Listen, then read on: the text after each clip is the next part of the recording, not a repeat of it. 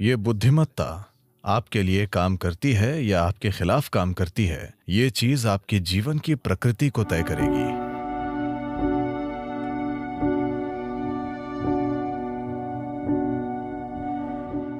मैं आपको एक सरल प्रक्रिया सिखा सकता हूं, बस उसे कीजिए। जीवन नाटकीय रूप से बदल जाएगा। एक ऐसी बुद्धिमत्ता जिसे आपने कभी सोचा नहीं था कि संभव है, वो आपकी होगी।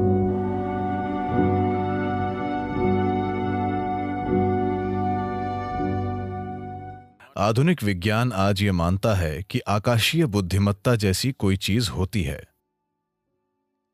यानी अंतरिक्ष या खाली स्थान में एक तरह की बुद्धिमत्ता है। ये बुद्धिमत्ता आपके लिए काम करती है या आपके खिलाफ काम करती है, ये चीज आपके जीवन की प्रकृति तय करेगी। आप एक धन्य प्राणी होंगे या बाकी जीवन भर मुश्किलों से लड़ते रहेंगे। ये बस इस पर निर्भर करता है कि ये आकाशीय बुद्धिमत्ता आपके साथ कैसा बर्ताव करती है। बिना किसी कारण के लोग जीवन में परेशान रहते हैं, है ना? बिना किसी कारण के कुछ लोगों का पूरा जीवन धन्य लगता है। ये बेवजह नहीं है। इसकी वजह है कि आप या तो सचेतन रूप से या फिर अनजाने में इस विशाल बुद्धिमत्ता का to get the cooperation of this larger intelligence which is functioning. सहयोग प्राप्त करने में सक्षम हैं। जब मैं आकाशीय या अंतरिक्ष या पांचवा तत्व कहता हूं, तो इसे पांचवा तत्व कहना ठीक नहीं है, क्योंकि यही सबसे अहम तत्व है। बाकी दूसरे चार बस उसके ऊपर काम करते हैं। मूल तत्व आकाश या अंतरिक्ष है, इसी पर दूसरे चार काम करते हैं। हम यहां एक गोल ग्रह पर बैठे हैं और यह घूम रहा है।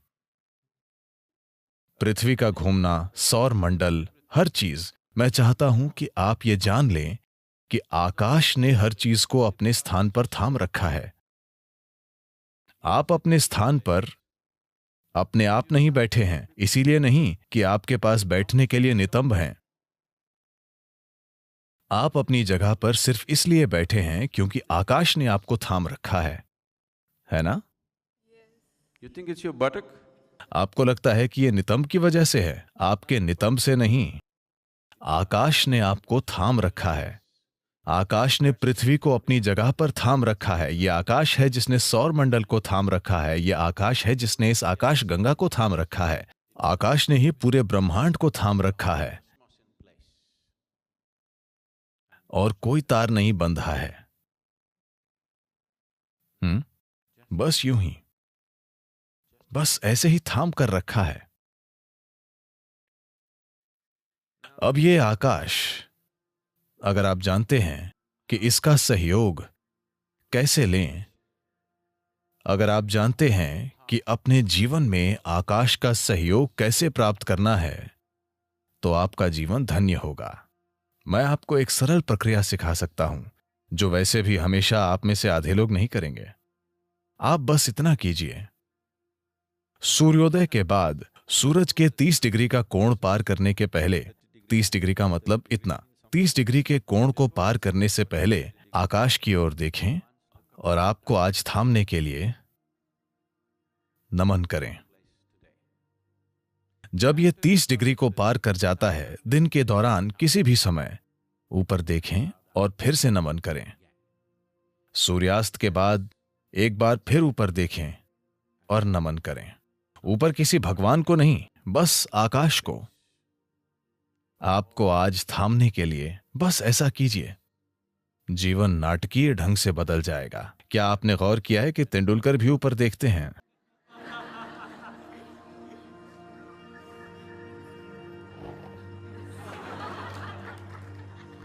और क्या आपने देखा है कि सिर्फ वे ही नहीं, प्राचीन काल से जब इंसान ने युद्ध जीते या महान सफलता के क्षणों में,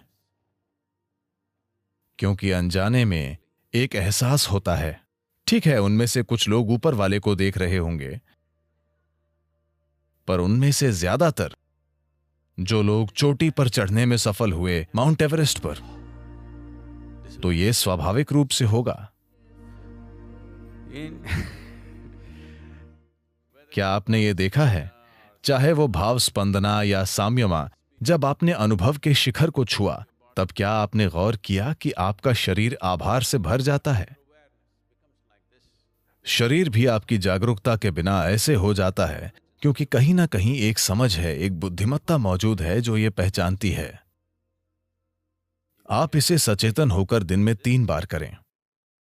अगर आपको इससे सहयोग मिलता है तो जीवन जादुई तरीके से चलेगा। एक ऐसी बुद्धिमत्ता जिसे आपने कभी सोचा नहीं था कि संभव है, वो आपकी होगी, क्योंकि एक बुद्धिमत्ता जो आपकी समझ से परे है अभी यहीं पर काम कर रही है ना? क्या ये नहीं कर रही है? ये वो बुद्धिमत्ता है जो ब्रह्मांड को थामे हुए है। ये वो बुद्धिमत्ता है जो सृष्टि का गर्भ है। It is in the womb of that intelligence all creation is happening. उस बुद्धिमत्ता के गर्भ में सारी सृष्टि घटित हो रही है और इसे आपके लिए नकारा नहीं गया है, उस तक पहुंच रोकी नहीं गई है। बात सिर्फ ये है कि आपने अभी उस ओर देखा ही नहीं। बात सिर्फ इतनी है कि आप अपनी छोटी सी दुनिया में इतने तल्लीन हैं।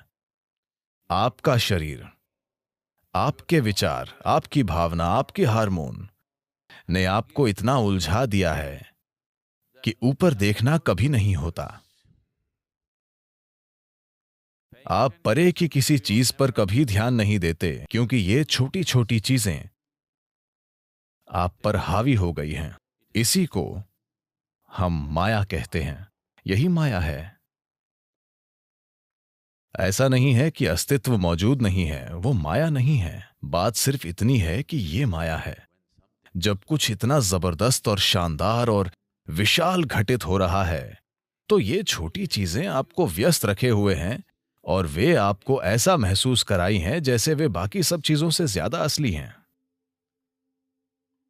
इस सब का होना, ब्रह्मांड में आज तमामों शानदार चीजें हो रही हैं, बिल्कुल चमत्कारी और शानदार ढंग से, लेकिन विचार का एक छोटा सा कीड़ा आपके सिर में घूम रहा है और आपको व्यस्त रखता है। हाँ या नहीं? यही माया है। क्या आप समझे?